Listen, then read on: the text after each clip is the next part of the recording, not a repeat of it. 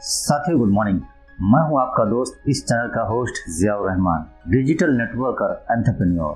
आप सभी का स्वागत करता हूं आपके अपने पसंदीदा network marketing educational channel mission health और वेल्थ में।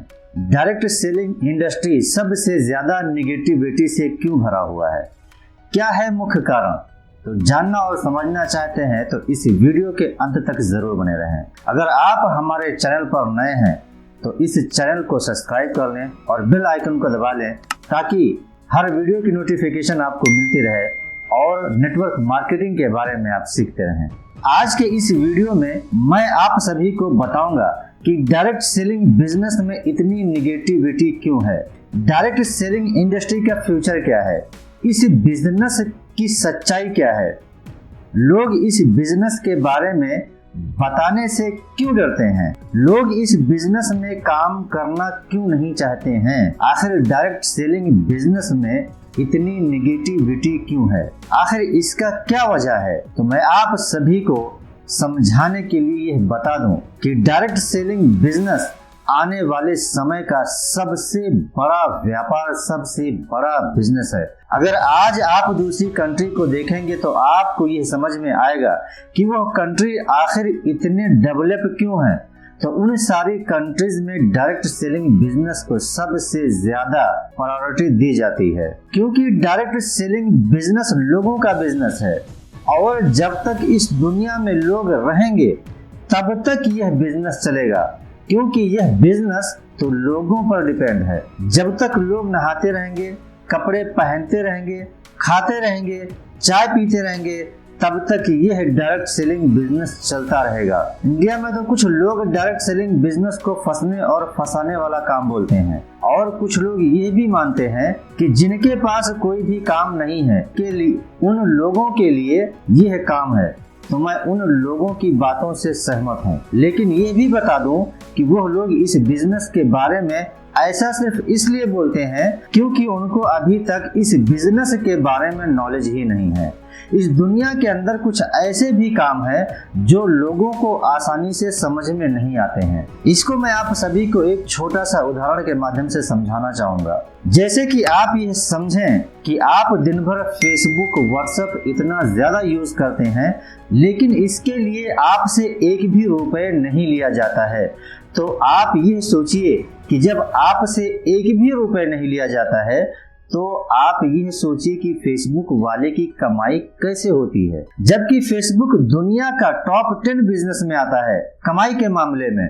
कुछ लोग ये सोचते हैं कि अगर फेसबुक हमसे पैसा नहीं लेता है तो वो कमाता कैसे है, और कुछ लोग ये सोचते हैं कि पता नहीं फेसबुक वाले की कमाई होती भी है या नहीं, और कुछ लोग यह कहते हैं कि जो डाटा हम फेसबुक चलाते समय यूज करते हैं उससे फेसबुक पैसा कमाता है, लेकिन डाटा का पैसा तो सिम वाले के पास जाता है जिसका आप सिम यूज करते हैं, चाहे वो जियो का सिम हो या एयरटेल का सिम हो। बहुत लोग ऐसे भी हैं जो ना तो यह जानते हैं और ना ही यह जानना चाहते हैं कि फेसबुक वाले की कमाई कैसे होती है।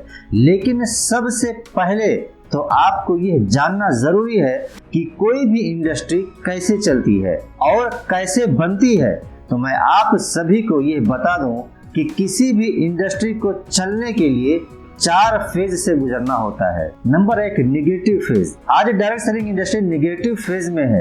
यह नेगेटिव फेज हर इंडस्ट्री को झेलना पड़ता है, क्योंकि जब भी मार्केट में कोई नया बिजनेस आता है तो लोग उस बिजनेस को सही ढंग से समझ नहीं पाते हैं और उस इंडस्ट्री को इग्नोर कर देते हैं, यानी कि अनदेखा कर देते हैं। जैसे टेलीकॉम इंडस्ट्री के साथ हुआ था, इंश्योरेंस सेक्टर के साथ हुआ, बैंकिंग सेक्टर के साथ हुआ था। पहले ना तो लोग बैंक में पैसा जमा करते थे और ना ही इंश्योरेंस लेते थे, क्योंकि उस समय यह इंडस्ट्री नई थी और लोग डरते थे, क्योंकि उस टाइम किसी को किसी पर भी भरोसा नहीं था। लेकिन आज के समय में देखा जाए तो यही वो इंडस्ट्री है जिसके बिना किसी राज्य का कल्पना करना असंभव है। और ऐसा ही जब नया नया प्लास्टिक इंडस्ट्री शुरू हुआ तो लगभग 95% लोग इनकार कर दिए, ये कहकर कि यह प्लास्टिक का इंडस्ट्री नहीं चलेगा, क्योंकि यह पॉसिबल ही नहीं है। लेकिन उस समय भी सिर्फ 5% लोगों को विश्वास हुआ था और आज वही 5% लोग दुनिया में सबसे आगे हैं। अगर देखा जाए तो आज के समय में हर चीज प्लास्टिक का हो गया है। टेबल हो या कुर्सी या कोई खिलौना हो या कोई फ्रेम हो, यहाँ तक कि आज के जमाने में दरवाजे भी प्लास्टिक के आ रहे हैं, जो आज से लगभग 21-22 साल पहले कोई सोच भी नहीं सकता था। आज direct selling business negative phase में है, इसलिए इतनी निगेटिविटी है। यह हर रोज पॉजिटिव फेज में बढ़ता जा रहा है। नेगेटिव फेज में होने के बावजूद भी यह डायरेक्ट सेलिंग इंडस्ट्री ने बहुत सारे लोगों की जिंदगी बदल दी है। Number 2, positive phase. ये वह टाइम होता है जब लोगों का पॉजिटिव सोच इंडस्ट्री के ऊपर बढ़ने लगता है, क्योंकि वह लोग अपने आसपास में रिजल्ट देख रहे होते हैं और जो लोग इस समय डायरेक्ट सेलिंग बिजनेस में अपना इंटरेस्ट नहीं दिखा रहे होते हैं, अनदेखा कर रहे थे, तो वह रिजल्ट देखने के बाद वो भी इंटरेस्ट लेने लगते हैं और नेटवर्क मार्केटिंग का काफिला और भी ज्यादा बढ़ने लगता है, क्योंकि लोगों के अंदर ज्यादा से ज्यादा इंटरेस्ट पैदा होने लगता है। जिस तरह से इंश्योरेंस इंडस्ट्री और बैंकिंग इंडस्ट्री के अंदर हुआ था। लोगों को बैंकिंग इंडस्ट्री का वैल्यू तब पता चला होगा जब लोगों को उनका पैसा अपने ही घर में सुरक्षित नहीं रहा होगा, और उसी तरह से इंश्योरेंस का वैल्यू लोगों को तब पता चला होगा जब किसी का एक्सीडेंट होने के बाद उसके घर वालों को पैसा मिला होगा। Number 3, growth phase. जब लोगों को एक बार किसी भी इंडस्ट्री पर भरोसा होने लगता है तो उस इंडस्ट्री की ग्रोथ बहुत ही तेजी से बढ़ने लगती है, क्योंकि ऐसे फेज में लोगों को ज्यादा से ज्यादा समझने की जरूरत नहीं पड़ती है, और जब तक कोई भी कंपनी ग्रोथ फेज में नहीं आती है तब तक लोग उस कंपनी के साथ जुड़ना नहीं चाहते हैं, और जैसे ही कोई कंपनी ग्रोथ फेज में एंटर करती है वैसे ही लोग उस कंपनी के साथ ऑटोमेटिक जुड़ते चले जाते हैं और काम करना शुरू कर देते हैं। Number 4, competition phase. हर एक इंडस्ट्री के अंदर कभी ना कभी एक ऐसा फेज आता है जब कंपटीशन बढ़ने लगता है। इंडस्ट्री और कंपनी की ग्रोथ को देखकर ज्यादातर लोग इस कंपनी में जुड़ जाते हैं और काम करना शुरू कर देते हैं। ज्यादातर लोग ज्यादा प्रॉफिट के चक्कर में आकर कंपटीशन करने लगते हैं, यानी कि उस इंडस्ट्री में कंपटीशन होने लगता है, चाहे वो दुनिया की कोई भी सेक्टर हो, या टेलीकॉम सेक्टर हो, या बैंकिंग सेक्टर हो, या ऑनलाइन शॉपिंग हो। आज के समय में तो हर एक सेक्टर में हाई लेवल कंपटीशन है। यह टाइम आप सभी लोगों के लिए बहुत ही अच्छा टाइम है डायरेक्ट सेलिंग इंडस्ट्री को जानने के लिए, समझने के लिए और इसे करने के लिए।